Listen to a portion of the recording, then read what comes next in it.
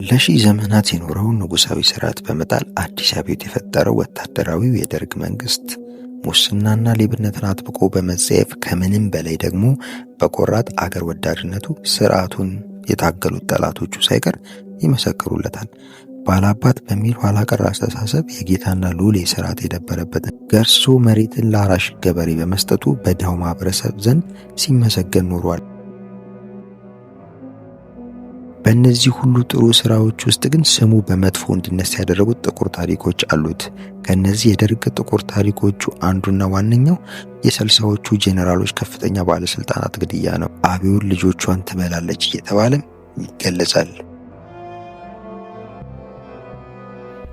ጄኔራል አማን ሚካኤል አንዶም የደርግ ሊቀመንበር ሆኖ ከተሾሙ ጊዜ ጀምሮ በደርጉ አባላት መካከል መስማማት አልነበረም። ይባስ ብሎ ወደ ለየለት ስድድብና ተካራ ውስጥ ገቡ። ሻለቃ መንግስቱ ኃይለማርያምም ስለ ጄኔራል አማን ሚካኤል ጉዳይ ለመወያየት የደርጉን አባላት ሰበሰቡ።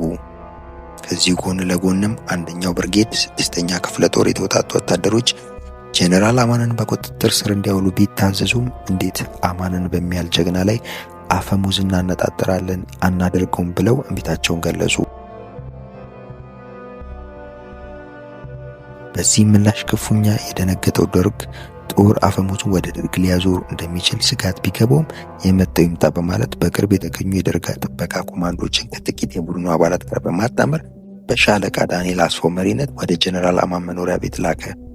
ጄኔራል አማን እጅ እንዲሰጡ ቢጠየቁም ፈቃደኛ ባለመሆናቸው ከነሻለቃ ዳንኤል ጋር ተኩስ ገጠሙና የተወሰኑትን ገድለው በመጨረሻ ግን ተገደሉ።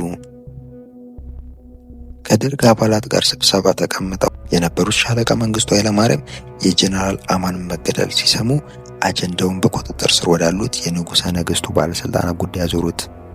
ኮሎኔል መንግስቱ ግን ለደራሲና ጋዜጠኛ አይገነት አየለ በሰጡት ቃለ ምልልስ የስልሳዎቹ ግድያ በአጀንዳነት የተነሳው በደርግ አባላት ተገድጄ ነው። አማን አንድ ወታደር ነው። የእርሱ ጉዳይ ትልቅ አጀንዳ አይደለም። ይልቅ የእነዚያን ደመጣጮች ጉዳይ ዳር ሳናደርስ ከዚህ አዳራሽ አንወጣም ያሉት የንዑስ ደርግ አባላት ደርግ በቁጥጥር ስር ያዋላቸውን የቀዳማዊ አፄ ኃይለ ሥላሴ መንግስት ባለስልጣን ስማቸው እየተጠራ በለው ይገደል ይሙት በሚል በወታደሮች ፍርድ የስብሰባው አዳራሽ ድብልቅልቁ ወጣት ገልጸዋል። ብዙዎችን አስገርሞና አሳዝኖ የነበረው በለው ይገደል ይሙት ሲሉ የነበሩት የደርግ ንዑስ አባላት ብዙዎቹን ታሳሪዎች በስም በመልክ የሚያውቋቸው አለመሆኑ ነው። በእርግጥ ብዙዎቹ ታሳሪዎች በሙስና የነቀዙ ግለሰቦች እንደነበሩ የታሪክ ጽሑፎች ያስረዳሉ። ነገር ግን ለኢትዮጵያ ሀገራችን የደከሙ እንደነ አክሊሉ ሀብተወልድ ያሉ ብርቅዬ ሰዎችም ከታሳሪዎቹ መካከል ነበሩ። በሙስና የነቀዙት ግለሰቦች ክስ ቢሆንም ጉዳያቸውን ለመመርመር በተቋቋመው መርማሪ ኮሚሽን በኩል መጣራት ይገባው ነበር የሚሉ ብዙዎች ናቸው። እንግዲህ በዚህ አይነቱ አሳዛኝና አስደንጋጭ ውሳኔ 52 የቀዳማዊ ኃይለ ሥላሴ መንግስት ባለስልጣናት፣ 8 የደርግ አባላት ሞት ተፈረደባቸውና ተገደሉ። ኮሎኔል መንግስቱ ኃይለማርያም ትግላችን በሚለው መጽሐፋቸው ላይ ስለ ጄኔራል አማን ሚካኤል አንዶም በሚያትተው ርዕስ ጥፋቱ ወደ ጄኔራሉ አወስደውታል። እርሳቸው የሚሉ ጄኔራሉ ኤርትራን ለማስገንጠል ሲያሴሩ ደርሼባቸዋለሁ ነው። በአንድ ስብሰባ ላይም ኤርትራን ለማስገንጠል እንደሚሰሩ በግልጽ የተናገሩ ሰው ናቸው ብለው የጄኔራል አማን ሚካኤል አንዶም ንግግር በመጽሐፋቸው ላይ በጥቅስ ውስጥ አድርገው አስፍረዋል። ያም ሆነ ይህ አብዮት ልጆቿን ትበላለች የሚለው እውን ሆነና የጦር ልምድ፣ የዲፕሎማሲ ልምድ፣ የፖለቲካ ልምድ ያላቸውን ሁሉ የአብዮቱ ሰይፍ በላቸው። እነዚህ 60 የጦር መኮንኖችና ከፍተኛ ባለስልጣናት የተገደሉት በተለያየ ምክንያት ነው። ኃይላቸውን ከህግ አግባብ ውጭ ተጠቅመዋል በሚል ወንጀል የተገደሉት ባለስልጣናት ጸሐፊ ትእዛዝ ጠቅላይ ሚኒስትር አክሊሉ ሀብተወልድ ጨምሮ 17 ናቸው። ስልጣናቸውን ከህግ አግባብ ውጭ ተጠቅመዋል በሚል ወንጀላ ደግሞ 34 ባለስልጣናት እና የጦር መኮንኖች ተገድለዋል። አብዛኞቹ ደግሞ የጦር መኮንኖች ናቸው። የእርስ በርስ ጦርነት ለመቀስቀስ በተሸረበ ደባና ታላቁን የለውጥ እንቅስቃሴ ለመክተት በተደረገ አሻጥር በሚል 5 የተገደሉ ሲሆን 3ቱ ካፒቴኖች ናቸው። ለመስሪያ ቤት የተገባን ቃል ኪዳን ባለመጠበቅና በጦር ኃይሉ ውስጥ ክፍፍል ለመፍጠር ሙከራ በማድረግ የሚል ውንጀላ ጄኔራል አማን ሚካኤል አንዶምን ጨምሮ 3 ሰዎች ተገድለዋል። ጸሐፊ ትእዛዝ ጠቅላይ ሚኒስትር አክሊሉ ሀብተወልድ በደርግ ታጣቂዎች ከመገደላቸው ቀደም ብለው በዕለቱ ህዳር 14 ቀን 1967 ዓ.ም እንዲህ ብለው ነበር። እኛም በመግደል ኢትዮጵያን ከድህነቷ የምታወጣት ከሆነ ድርጊታችሁን እንደ ታላቅ በረከትና በጸጋ እንቀበላለን። ባለስልጣናቱ የተከሰሱበት ጉዳይ ሳይነገራቸው ክስ ሳይመሰረትባቸው ለወራት በስር ቆይተዋል። ህዳር 14 ቀን 1967 ዓ.ም ግን የደርግ አባላት ንዑስ የደርግ በመባል የሚታወቁበት ታላቁ ቤተ መንግስት ተሰበሰቡ። ስብሰባው የደርጉ ተቀዳሚ ሊቀመንበር ጀነራል አማን ሚካኤል አንዶምን ግን አልተገኙም። በባለስልጣኑ ላይ አንዳችም ክስ ሳይመሰረትባቸው ደርግ ራሱ ከሳሽ ራሱ ፈራጅ ሆኖ ስልጣኑን ተጠቅሞ በዚሁ ቀን በስብሰባ ግድያ ውሳኔ አሳለፈባቸው። በ60ዎቹ ቀድሞ ባለስልጣናት ላይ የግድያ እርምጃ የተወሰደው ከርቸሌ ተብሎ በሚታወቀው እስር ቤት ግቢ ውስጥ ሲሆን አስክሬናቸውም እዚያው እንዲቀበር ተደርጎ ዘመድ እንዳይጠየቅም ተከልክሏል።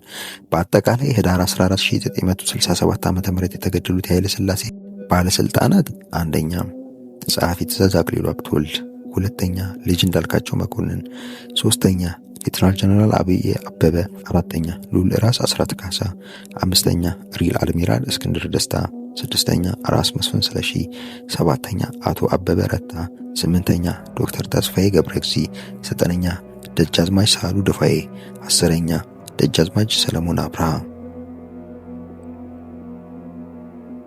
11ኛ አቶ አካለ ወርቅ ሀብተወልድ፣ 12ኛ አቶ ሙላቱ ደበበ፣ 13ኛ ሌተናል ጀነራል ኃይሌ ባይከዳኝ፣ 14ኛ ደጃዝማች ለገሰ ብዙ፣ 15ኛ ደጃዝማች ወርቅነህ ወልደ አማኑኤል፣ 16ኛ ሜጀር ጀነራል ስዩም ገብረ ጊዮርጊስ፣ 17ኛ ሌተናል ጀነራል በለጠ አበበ፣ 18ኛ ሌተናል ጀነራል ታምራት ይገዙ፣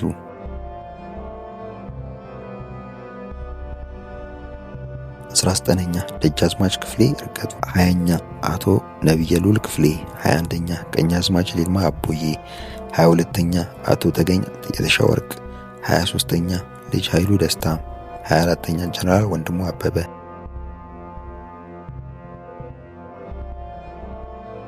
25ኛ ኮሎኔል ሰለሞን ከድር፣ 26ኛ አፈንጉስ አበጀ ደባልቅ፣ 27ኛ ሌተናል ጀነራል ኢሳያስ ገብረስላሴ፣ 28ኛ ብርጋዴር ጀነራል ግርማ ዮሐንስ፣ 29ኛ ደጃዝማች ወርቁ ወንጉስላሴ፣ 30ኛ ደጃዝማች አእምሮ ስላሴ አበበ፣ 31ኛ ብርጋዴር ጀነራል ሙልጌታ ወልደ ዮሐንስ፣ 32ኛ ሜጀር ጀነራል ጋሻው ከበደ፣ 33ኛ ሌተናል ጀነራል አሰፋ አየነ፣ 34ኛ ሌተናል ጀነራል ድረሴ ዱባለ፣ 35ኛ ሌተናል ጀነራል አደበበ ኃይለ ማርያም፣ 36ኛ ኮሎኔል ጣሰው ሞጆ፣ 37ኛ አቶ ኃይሉ ተክሉ፣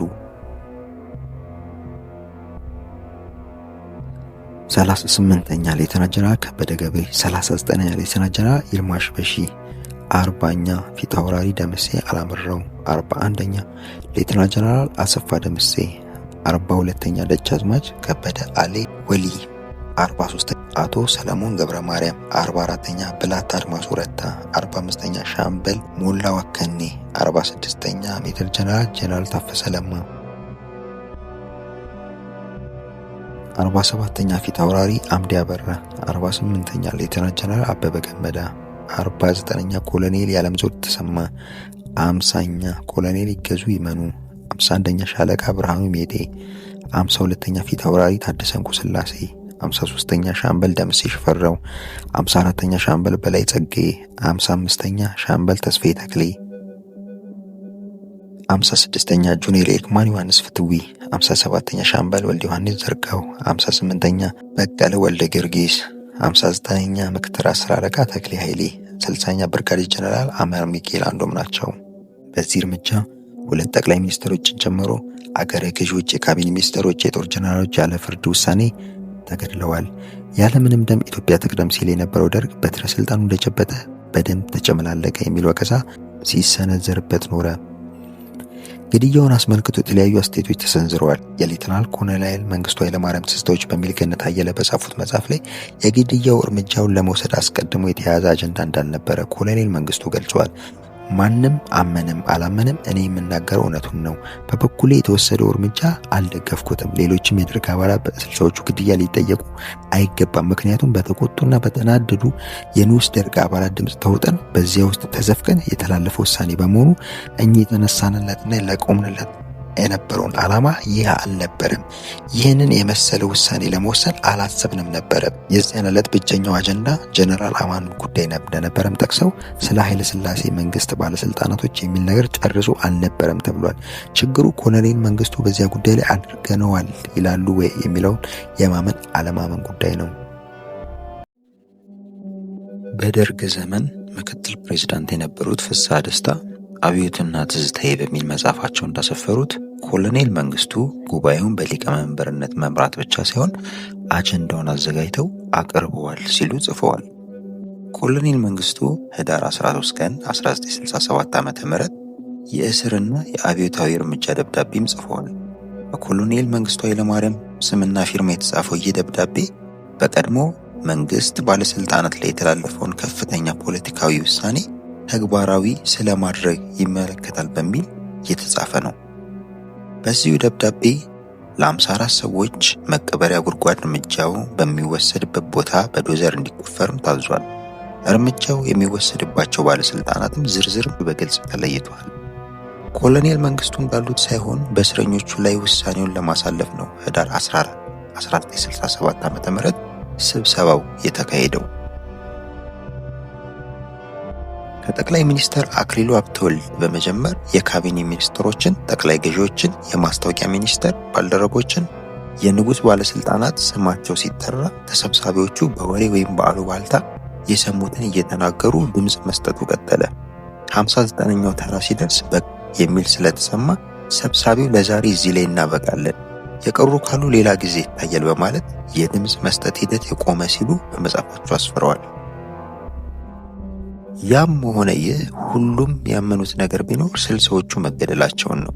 የተገደሉት ሰዎች ደግሞ በየዘርፉ ልምድና እውቀት የነበራቸው ናቸው።